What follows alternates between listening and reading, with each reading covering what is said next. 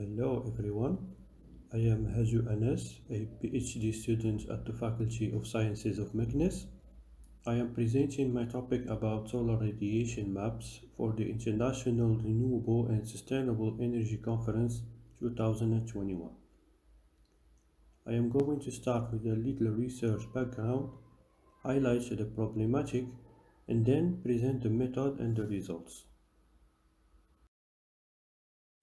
One of the important steps for the establishment of solar energy projects is the evaluation of the solar energy potential in the concerned site, because it helps in the design of the solar installation and in the decision making.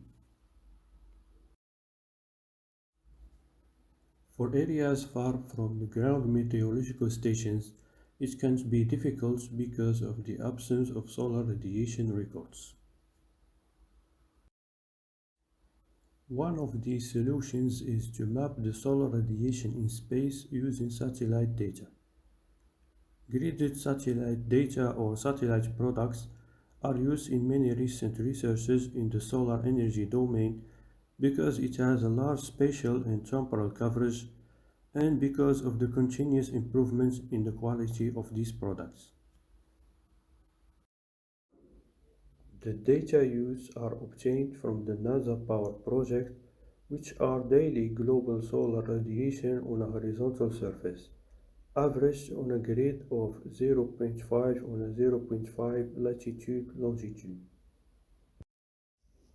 The method proposed for solar maps is based on the hierarchical dendrogram, which shows the progressive merging of clusters resulting from the agglomerative hierarchical clustering algorithm.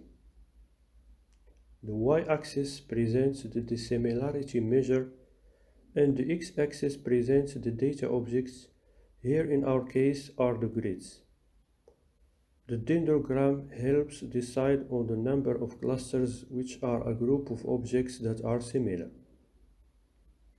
For example, in the first case, if the dissimilarity threshold is 100, then the number of clusters into which the data objects are divided into is 3.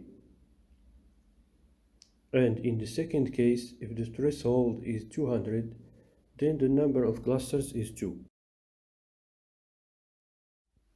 The dendrograms were visualized for the data of each month separately. It was noticed that major clusters, shown in different colors, can be selected for a dissimilarity between 20 and 40 for all the months. Thus, a threshold was decided based on these observations and was set to 27.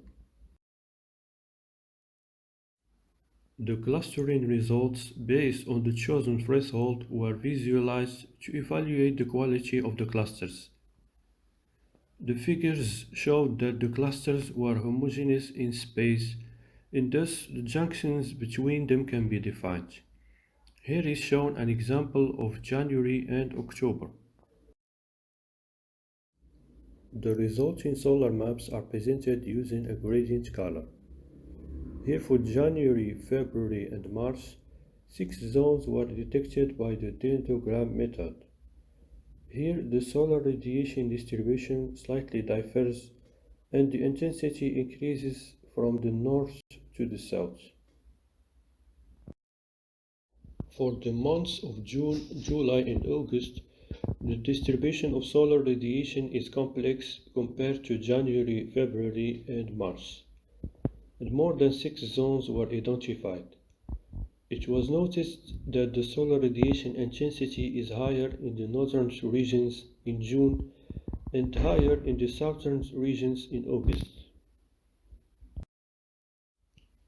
To sum up, the resulting solar radiation maps show the seasonal variation of the solar radiation in Morocco.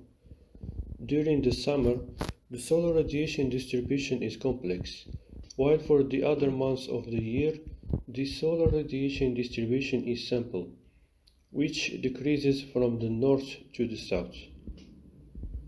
The average daily variation of the solar radiation for each month were also presented.